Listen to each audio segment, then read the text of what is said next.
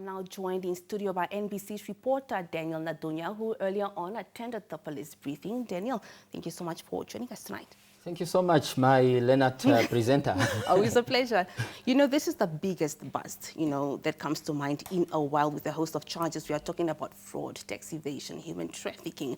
What do you make of this case, especially also considering that there are foreigners involved?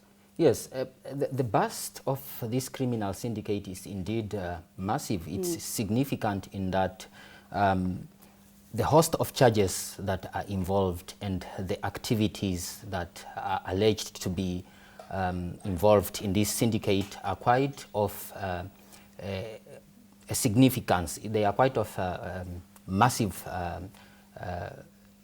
they hold a lot of gravity in them.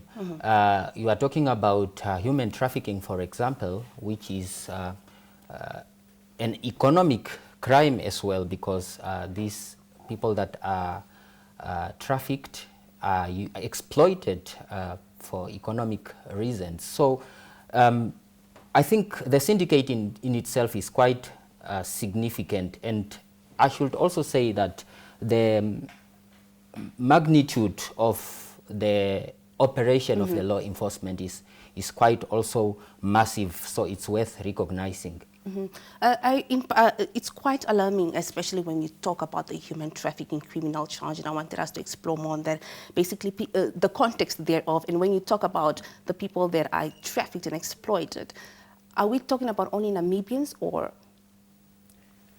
In this case, look, the syndicate involves foreign nationals, and you would actually see that with every syndicate of this nature, there will be the masterminds behind the operation or the activity. Are foreign nationals. Yes. And in this regard, being foreign nationals, of course, we've also heard of Namibians involved. But then you will have what they would call recruits, or people that are recruited in the scheme, basically, and this could be the people that are alleged to have been trafficked. In this regard, being Namibians as well. Okay. Now, look, when now the police conduct an operation like this and they come across people involved, it would not be easy for them to determine who is a culprit and who is the victim. So that's why you would see that all the more than 100 people were arrested, and basically it's up to those that are involved to come out and say, look, I'm a victim, I was coerced to take part in this scheme, but I'm not mastermind behind this. Of course,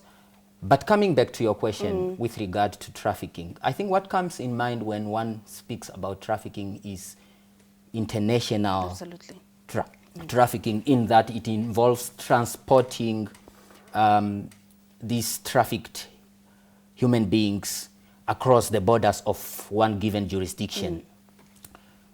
But there is also what is called domestic trafficking. The difference is that with international trafficking, obviously these people are or victims, if we have to call them that way, are then transported across the borders of a country, and then they are exploited, whether in prostitution, which is common, or for any other financial crimes or economic crimes. But with domestic, these people are still trafficked, they are recruited, and they are transported still from their domestic dwellings, that's from their domestic residence, to a certain area or where they are going to operate. And it's still within the borders of that specific country, and that would still qualify as domestic trafficking. Both are quite a serious crime and a violation of human rights. And it's actually quite sad to see that most of these people are young students. We're talking about 88 students here.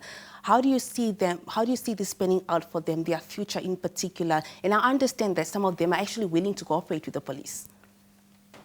You see, it is quite unfortunate that these individuals find themselves in a situation like that. Well, I leave that up to the hand of the justice system to come to a determination. But what I can say from a social economic perspective is that there are various factors that leads to situations like this, such as poverty, inequality, unemployment, and so forth. Now, take an example of a student who is at varsity, for example, and they do not have accommodation. Maybe they come from the far regions, and there comes this person that says, look, we promise you good accommodation and we promise you some kind of pocket money as long as you do ABCD for us. First, it starts like a normal job, and one is basically attracted to that because it has to do with survival, and they get involved only at a later stage that they realize this is basically not a normal job as they thought it was. Exactly. But again, coming back to your question, I do not know how it will unfold, because this will definitely depend on various factors, such as the nature of the charges leveled against them, the evidence brought forth. It also depends on their cooperation with the law enforcement.